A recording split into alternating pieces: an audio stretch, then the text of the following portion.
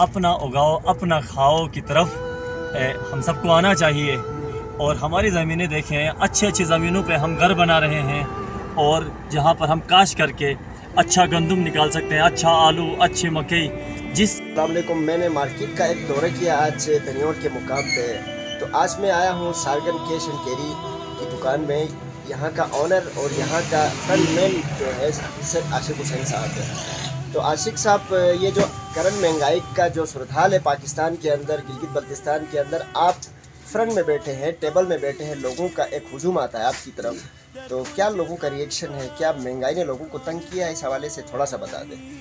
बिस्मिल्लाहिर्रहमानिर्रहीम। बेशक इसमें कोई शक नहीं है, महंगाई की वजह से लोग जो है वो काफ़ी परेशान हैं। यहाँ आए रोज़ जो है मुख्तलिफ अशिया ख़ुर्दनोश की कीमतें जो है बढ़ती रहती हैं। आज अगर एक रेट है तो कल दूसरी रेट, परसों तीसरी रेट, तो कोई साबित नहीं है, बाज़ार में सबाब नहीं है, जिसकी वजह से लोग जो है वो काफ़ी परेशान हैं। अच्छा, कुछ लोग कंप्लेन करते हैं कि कुछ मसनूई किल्लत की वजह से एक मसनूई महंगाई भी फैल चुकी है पाकिस्तान के अंदर, और ख़ास तौर पर गिलगित बल्तिस्तान के अंदर जो ट्रांसपोर्टर्स हैं वो लेके आते हैं रावलपिंडी से या पाकिस्तान के दूर अफ्तादा इलाकों से सामान यहाँ।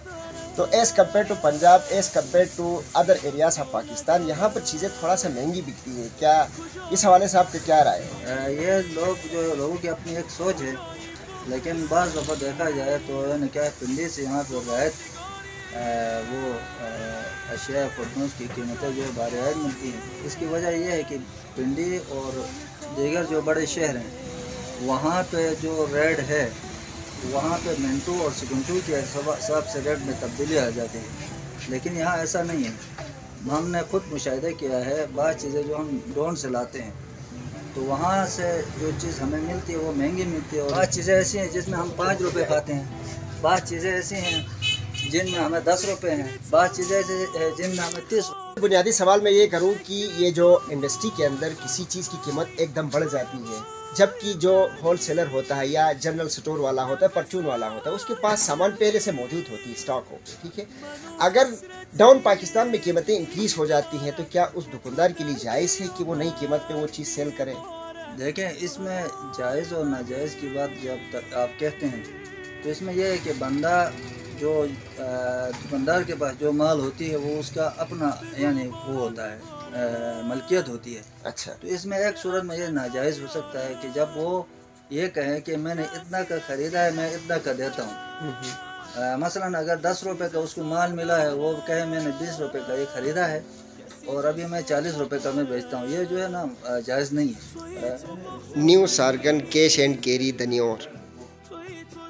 शेख साहब, मैं आपसे एक अहम सवाल करूँ।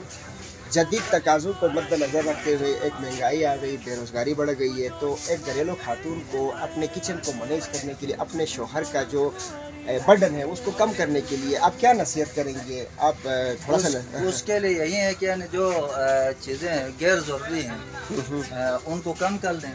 अच्छा, लेकिन हमारे यहाँ पे बात मैं देखता हूँ, फैमिली ऐसी हैं जो गैर ज़रूरी चीज़ें हैं जिनको लग्जरी चीज़ें कहते हैं, उनका ज़्यादा डिमांड करते हैं, उनको कम इस्तेमाल कर ले। जो अशिया ज़रूरिया हैं, रोज़मर्रा की ज़िंदगी की जो अशिया हैं वो जो है अगर उनको इस्तेमाल कर ले, जो बहुत ही ज़रूरी, जो बेसिक नीड्स में आती हैं, उनको इस्तेमाल कर ले तो यकीनन जो है घर में मुश्किलात जो है जाहिर सी बात है। एक लग्जरी आइटम जो होता है उसकी अगर डिमांड कम हो जाती है तो वो सप्लाई भी रुक जाएगी। जब सप्लाई रुक जाएगी तो उसकी कीमत ऑटोमेटिकली तौर पर डाउन हो जाएगी। पाकिस्तान का सिनेरियो एक ये भी है कि यहाँ पर ज़रा सा पेट्रोल की कीमत बढ़ती है तो ये जो प्रोड्यूसर जो होता है डिफरेंट आइटम्स का जो पैदा करने वाला होता है वो एक दिन के अंदर अंदर ही उन चीज़ों को मसनूई तरीके से बढ़ाता है, क्योंकि वो मोनोपोली चलाता है मार्केट के अंदर।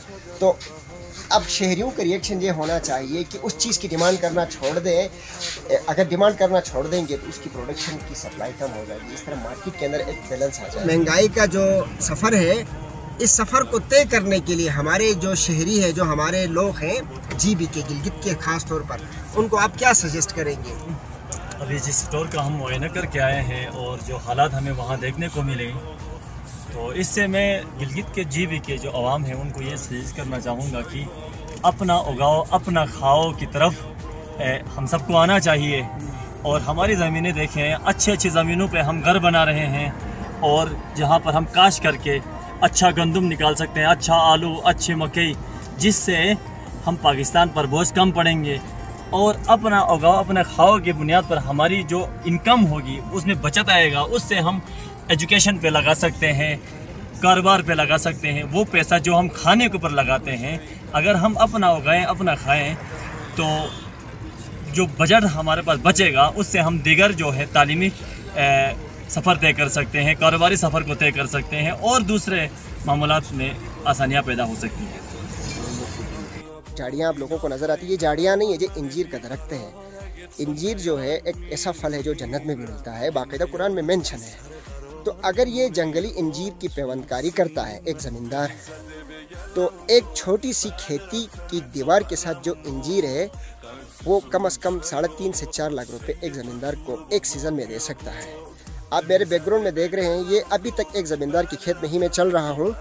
अब दूसरा खेती शुरू होती है। ये जो ज़मींदारी हम करते हैं, अपने खेतों को आबाद करते हैं, तो कितनी खूबसूरती होती है। मेरे बैकग्राउंड में देखें, अगर मैं इस ज़मींदारी, इस गंदम के खेत को कंपेयर करता हूँ इस बंजर ज़मीन के साथ, कितनी बदसूरत नज़र आती है। अल्लाह ताला की बनाई हुई इस ज़मीन को अगर हम इस्तेमाल नहीं करेंगे तो कैसे हमारे घरों में बरकत आएगी, कैसे हम महंगाई को फेस करेंगे।